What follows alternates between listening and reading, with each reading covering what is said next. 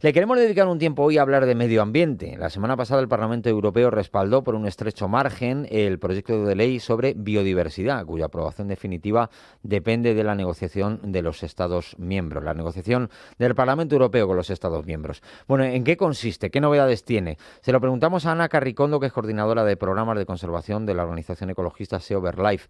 Ana, buenos días, bienvenida. Hola, buenos días. Bueno, ¿qué es lo principal de esta ley? ¿Qué es lo que cambia respecto a lo que ya hay? Bueno, la principal novedad o el principal avance es que establece objetivos, digamos, obligatorios en todo el territorio de la Unión Europea para dar un marco común en todos los Estados miembros y que nos haga avanzar al ritmo que necesitamos en recuperar espacios para la naturaleza en nuestro territorio. Ujú. ¿Cuáles son, digamos, los grandes objetivos que plantea esta ley? Pues ya estaban establecidos estos objetivos de recuperación de la naturaleza en otros documentos, en otras estrategias europeas, como la Estrategia Europea de Biodiversidad, el llamado Pacto Verde, que es todo el abanico de normativa ambiental y de objetivos ambientales que estableció la Unión Europea a los que se comprometió la Unión Europea hace un par de años con un horizonte a 2030. Lo que pretende esta ley es ir, como decía, un pasito más allá. Es un reglamento a nivel comunitario. El nombre es reglamento, que hace que sean objetivos obligatorios. Ujú. Esto es quizás lo que genera a priori un poco más de rechazo, ¿no? Porque el que sea obligatorio parece que nos pone a todos como en la tesitura de tener que de manera forzada avanzar en algo. Pero es que realmente el estado de la naturaleza requiere que nos pongamos las pilas, y a veces si lo dejamos a la voluntad o a que encontremos el momento adecuado nunca aparece, ¿no? Ajá. Entonces, esto lo que hace es establecer unos objetivos de tener al menos un 15% de áreas degradadas recuperadas, y a partir de ahí otros objetivos un poquito más distribuidos, desagregados por tipo de hábitat, para que podamos tener una naturaleza que funcione, ecosistemas que funcionen. Ujú. ¿Por qué da miedo a los Estados miembros esta serie de obligaciones, que les impongan esta serie de obligaciones por ley?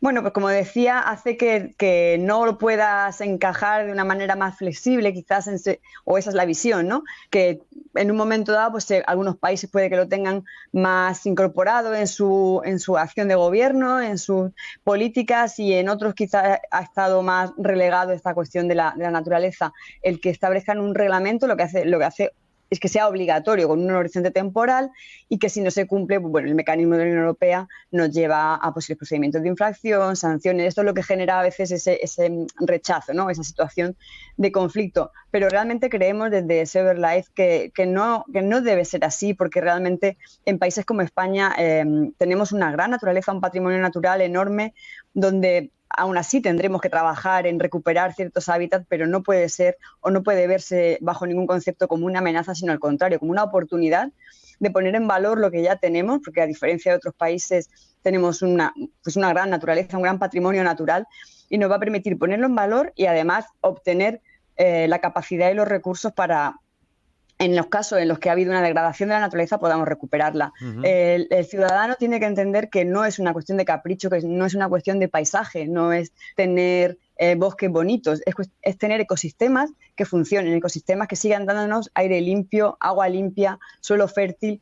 Y esto es una evidencia que toda la ciencia lo va poniendo de manifiesto día tras día, que necesitamos ecosistemas y naturaleza en buen estado para que podamos pensar en una vida con una calidad de vida como la que tenemos de momento y que ya empieza a no estar tan garantizada. Ujú. Ana, es una ley que cuenta con la oposición del mayor grupo parlamentario de la Eurocámara, que es el Partido Popular Europeo. Asegura que la ley condiciona la seguridad alimentaria de la Unión. ¿Qué hay de verdad en esto? Pues efectivamente este es uno de los argumentos que se está empleando, uno de los debates, ¿no?, que se está teniendo, que mayor repercusión ha tenido a la hora de avanzar con esta ley. Evidentemente, en territorios de tierras de cultivo, donde ha habido un proceso de intensificación fuerte, donde ahora mismo no hay ningún elemento natural en la matriz agraria, lo que tenemos son cultivos, monocultivos. Bueno, pues introducir esta ley o estos objetivos de recuperación de la naturaleza, que no consisten en abandonar los cultivos, sino en recuperar elementos naturales que ayuden precisamente también al modelo productivo. La agricultura necesita también suelo fértil, necesita también agua de calidad, necesita también biodiversidad que le ayude, como los polinizadores, como los controles naturales de plagas. Bueno, todo esto se ha ido sustituyendo a lo largo de siglos o de las últimas décadas con tecnología, y es cierto que ha tenido su efecto, pero lo que también se comprueba es que hay un punto en el que ya no es suficiente, en el que necesitamos realmente recuperar la naturaleza. No hay nada de verdad en cuanto a que esta ley vaya a poner en riesgo la seguridad alimentaria, sino al contrario, lo que hace es garantizar que a medio y largo plazo el suelo nos siga permitiendo producir alimentos. Eso no quita, y no podemos negarlo tampoco, como decía, que en determinados contextos agrarios donde lo que pueda implicar es ceder una mínima parte, es dejar un lindero, es poner 2 árboles, es cuidar un poco más el suelo, es labrarlo un poco menos, pueda tener de manera inmediata pues la necesidad de un cambio en la gestión o ceder, como digo, un mínimo porcentaje de suelo. Pero desde luego eso no puede verse ni venderse bajo ningún concepto como una pérdida de seguridad alimentaria, sino todo lo contrario. También aseguran sus detractores que esta ley limita las posibilidades de construir instalaciones de energía eólica o hidroeléctrica. ¿Es así? No, desde luego no. Lo que pretende esta ley es establecer un objetivo mínimo de recuperar naturaleza, recuperar hábitats naturales, y lo que tenemos que hacer con estas instalaciones, con esta necesidad que también tenemos, que de avanzar en la energía renovable, es planificarla adecuadamente para encontrar las mejores ubicaciones. Desde luego no se puede pretender o no se puede pensar que va a suponer una limitación. De hecho, bueno, hay empresas que están quizás más en el otro extremo o que podrían pensarse más en el otro extremo, como son las empresas de extracción de áridos, que son canteras o graveras, que realmente su actividad suele ir acompañada de una degradación inmediata, ¿no?, del hábitat en el que se desarrollan, y estas empresas están a favor de la ley porque también entienden que dentro de su propia actividad se incluye la restauración de estas zonas y que requiere realmente ir recuperando la naturaleza de la actividad económica o de la actividad humana. No. No lo limita. Bueno, Ana, ¿puede ser viable la agricultura ecológica en un contexto climático tan complicado de sequía como tenemos actualmente? Claro, esta es la otra cuestión que es compleja y que también entendemos que a veces se confundan conceptos o se lleve a una simplicidad de los mensajes, ¿no? La agricultura ecológica, tal y como a veces la gente la piensa, la agricultura ecológica es la agricultura certificada sin uso de productos químicos. No necesariamente estamos hablando de eso cuando hablamos de restauración de la naturaleza, y ni siquiera hablamos de eso cuando hablamos de agricultura sostenible. La agricultura ecológica evidentemente es una opción muy válida y que nos lleva a poner el foco en el uso de los productos químicos.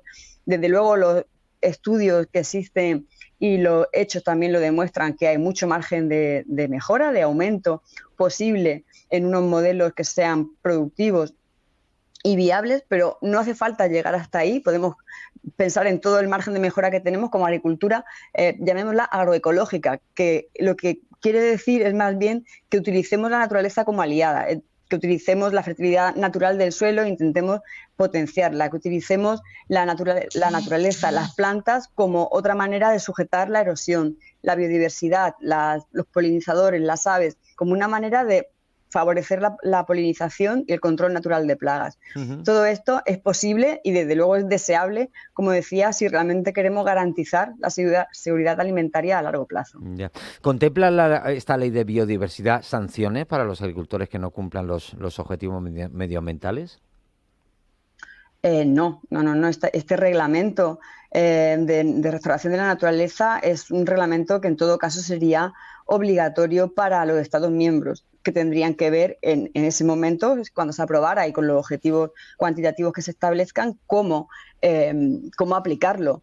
No está dentro del reglamento el propio sistema de sanción al productor o al operador final, ¿no? De hecho, si queremos verlo así o entrar en esa parte, esta ley de restauración de la naturaleza, vendría, como digo, a homogeneizar o a garantizar que tenemos un terreno de juego similar en todos los Estados miembros, pero la presencia de elementos naturales en las explotaciones es algo que ya está en la condicionalidad de la PAC. La política agraria comunitaria, en esta nueva fase, ya ha introducido dentro de su condicionalidad algo que veníamos reclamando, que era también que todos los productores tuvieran las mismas obligaciones, porque durante muchos años lo que ha pasado es que los que tenían ya algunos árboles, algunos linderos, estaban obligados a no retirarlos, mientras que los que lo habían retirado años antes, no estaban obligados a recuperarlo, ¿no? Ya. Lo que ha hecho la nueva condicionalidad o la nueva PAC ha sido establecer un mínimo, y como otra vez digo, muy mínimo, que no requiere realmente o no supone realmente